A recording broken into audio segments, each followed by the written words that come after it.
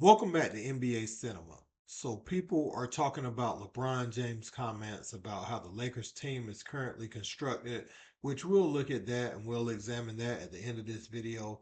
But we're going to look at Rashad McCants come back at JJ Redick. Now, remember that podcast, Mind the Game, where they had the clipboard. JJ always drawing up a play when Darvin Ham was the coach. This should be this way. And LeBron, pretty much nodding his head in agreement, concurring with everything he was saying about what we know now to be what the Lakers should be running, right?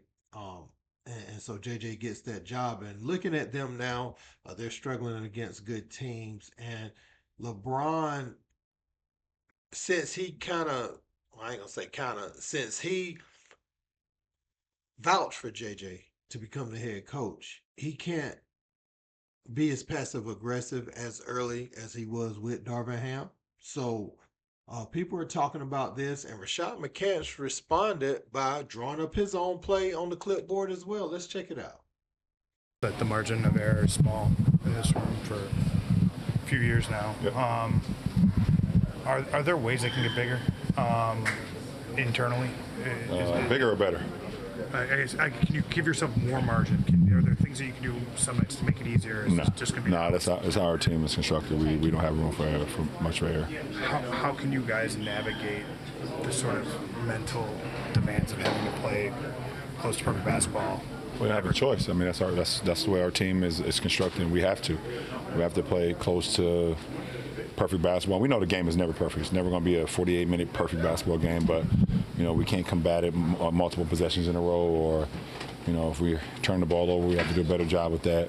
If we're making like aggressive turnover plays where we're trying to make the right play to our teammates, but it's some of the careless ones. Again, defensively, we can't have breakdowns. We can't, if our coaching staff has a game plan for us, we can't break down on the game plan. It ain't the players, man. It's JJ. No. Start that Hell shit. no. No. Shad, you previously said before JJ got the job that N-words fuck with JJ. Yes. Okay. And are you changing that tune? Or No, that's the issue. Oh, they buddy. Yeah, that's the issue. He not putting down authority amongst the team. You're not placing accountability. You don't think so? No. It look He like a looks circus, good. bro. It look like a circus. And JJ I sweating. mean, you take AD and Bron out of it. Yeah, I think else. He would be able to coach that team if you took them out of it. You're supposed to coach them. No, right. You don't never It should coach be the easy. stars. You gotta coach But AD you and have Bron. a- You gotta you have coach a- everybody else. It's a fake system that you had to put in just for them two. If you just didn't have them two, you would be able to actually play a system that all the other players have to abide by. As far as JJ and plays and sets, ain't nothing going on out there. They don't have enough ISO players. Yeah, I don't think they got ISO You don't need ISO players with a system. If I'm coming off you pin need- down you from do the need wide pin down. They have- Okay, they let got me Bron and let me go ahead and draw this up for y'all. ISO players on a team. Shad, do you have you have a clipboard? If we ran a set where you got the wide pin down, right? From the Bring big. camera over.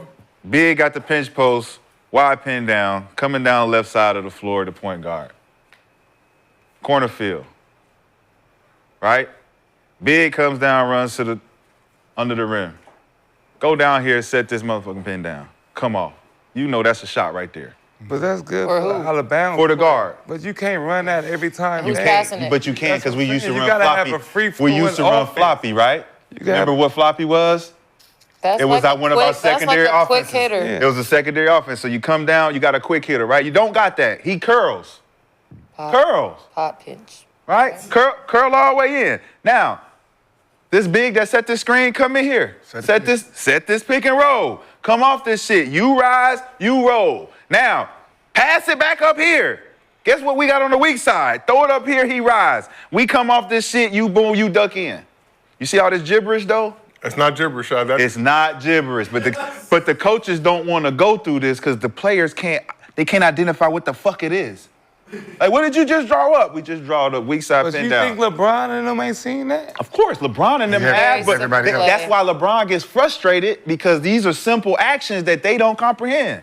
He like, God damn, man, I just want you to go down there and come off this, and then we come off this, AD, you dive, you rise, Rui, you got a shot, we got to duck in, put it in. That's simple basketball. Simple, It but seems simple. Well, as far as LeBron James being frustrated with the makeup of the roster. I mean, when you go out and get all your young players to get AD, you got your bubble championship with a player who's historically not healthy, and also a guy who hasn't shown to be that leader. I think AD was fine as long as LeBron was still playing at the highest level. He's declined. LeBron's declined a bit, and AD isn't the guy to take the lead for 82 games for your team. Now he can play great in spells and bail them out at times and look like the top player, at times. But I'm talking about sustained excellence as a leader over an 82 game.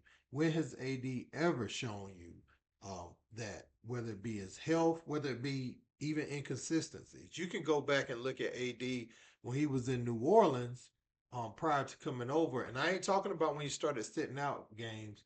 You see, 45 and 20 and 6 blocks. You see those, but every now and again, you see 8 points, 3 rebounds. It'll be like, oh, dang, AD must have got hurt. You check the box score. Nah, he played, 38 minutes that night. What happened?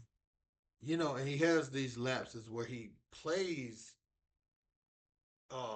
more like, well, let me say this. He plays down below his talent level. And so I think as far as LeBron talking about the makeup of the team, I don't know if there's really an argument there.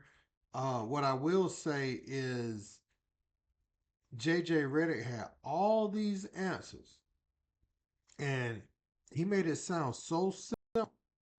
I don't want to give him no kind of pass for the players not responding. I don't care. You say you draw it up, it happens. That's the way you made it sound in your podcast. You didn't make it sound like players could get confused or anything. Not when JJ Redick draws it up, because when JJ Redick draws it up, it's clear everybody's communicating one language, pre-Tower Babel language. Everybody's speaking the same language when JJ Redick is talking. So I don't want to hear anything about you know, players not responding and players don't understand. No. JJ, you got to communicate that. That's a part of being a head coach. And so now you in Darvin Ham's shoes. Show me what Darvin Ham was doing so wrong that you had to call out on the podcast. And LeBron James, I want to see you keep that same energy for JJ. I want to see you shoulder bump him sometimes when he's not getting the troops rallied the correct way. You did that to all the other coaches that you had. So, and specifically the black coaches. I don't know if I've ever seen you bump Vogel, but I did see you bump um Darvin and what's the other man name? I see you get passive aggressive with Mike Brown and some other people. So, well, you did bump Spoelstra, but so I want to see that same energy with JJ Redick when he's not getting the troops to perform the right way. So that's all I got to say, guys. Let me know what you think in the comments. Don't forget to like, share, and subscribe. Till next time.